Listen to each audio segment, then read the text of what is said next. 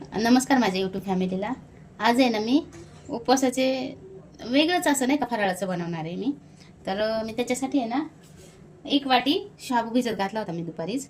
मी आहे ना ही 5 बटाटे घेतलेले आहेत. आता ही पहिली उकडून घेणार आहे मी. अगोदर छोटी छोटीच आहेत बटाटे, लई मोठी नाही आहेत म्हणून मी 5 बटाटे घेतलेले आहेत. मोठी असेल ना तर फक्त 2 आणि लईच मोठा असेल तर एकच घेतलं तरी चालतं 1 वाटी शाबू तांदळाला.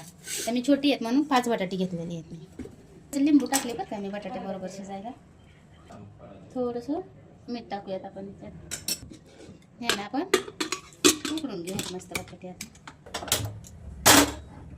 ना ह्या वाटीनेच 1 वाटी तांदूळ भिजवून घेतलेले साधे तांदूळ आणि अर्धी वाटीने शेंगदाणे भाजून घेणार आहे.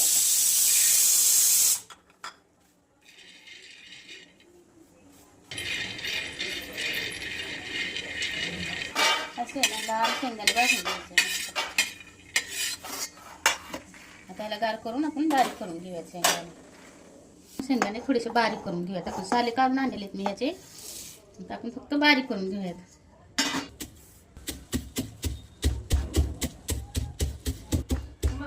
शेंगदाणे ना बारीक कधी कुटायचे नाही, असे असे ठेवायचे. दाताखाली शेंगदाणे आले का खूप छान लागतात.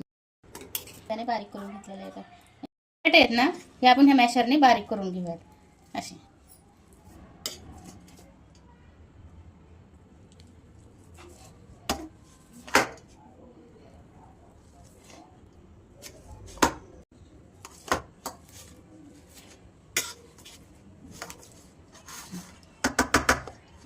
हे शाबू ह्याच्यात काढून घेऊयात.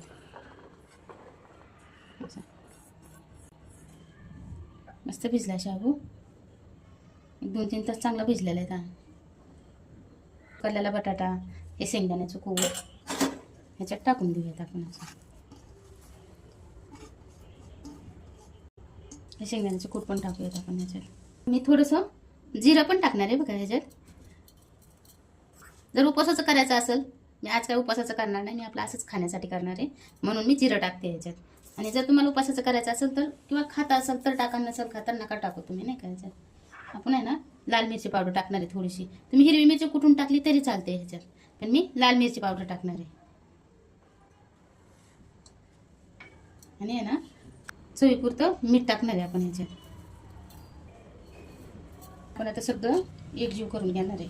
बटाटा, शाबू हे सगळं जसं आपण वडं करतो ना त्याच पद्धतीने करायचं. ह्याच्यात काहीच फरक नाही.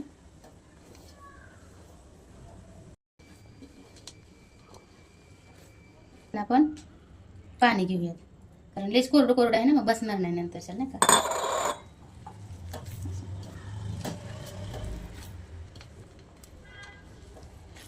हे आहे ना आपण थोडंसं पाणी लावून हे असं पीठ मळून घेतलेलं आहे, नाही का. आता आपण ह्याला ठेवूयात 5 मिनिटं जराशी आणि मग करायला घेऊयात आपण.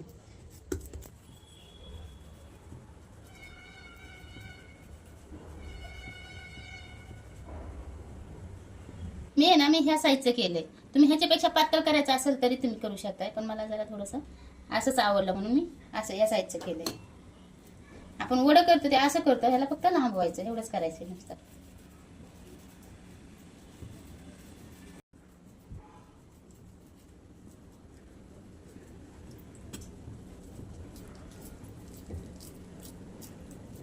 म्हणजे हाताला जर चिकटायला लागलं ना तर थोडंसं पाणी लावा, किंवा तुम्हाला जर तेल लावायचं असेल तर तुम्ही तेल लावून पण करा. मी तर काय पाण्याचाच हात लावून घेते म्हणजे थोडासा, नाही का. तेल चांगलं तापलंय, आपण आता हे सोडूयात. आता ह्याच्यात काय नाव द्यायचं तुम्ही त्या नाव, फिंगर्स द्या किंवा स्टिक द्या, मला जे नाव द्यायचं ते द्या नाव ह्याला. मी तर फिंगर म्हणते, छोटे छोटे आहेत म्हणून.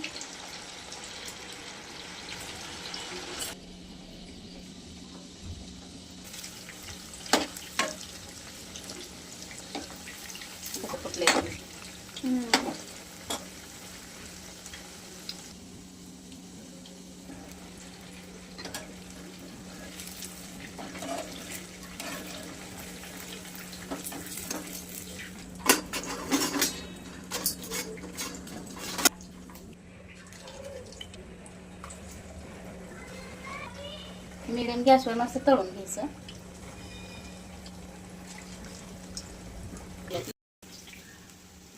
काढून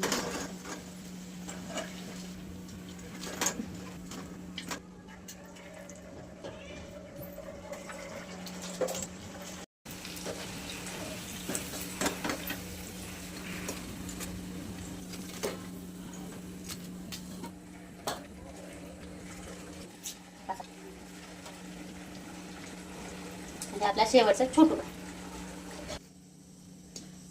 हे आहे ना, तुम्हाला एवढं मोठं वाटतंय ना, पण नुसतं एकदम असं हे झालंय, फुगलंय मस्त आहे का, किती मस्त झाले बघा नाही का, हे झालं भाजतंय हो नाही का, मी गार झालेलं फोडून दाखवते तुम्हाला.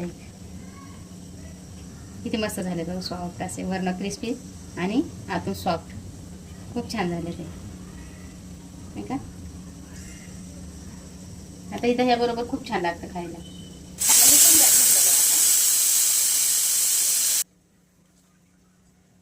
बारीक गॅसवर तळले ना, मीडियम गॅसवर जर तळले ना तर मस्त फुगते.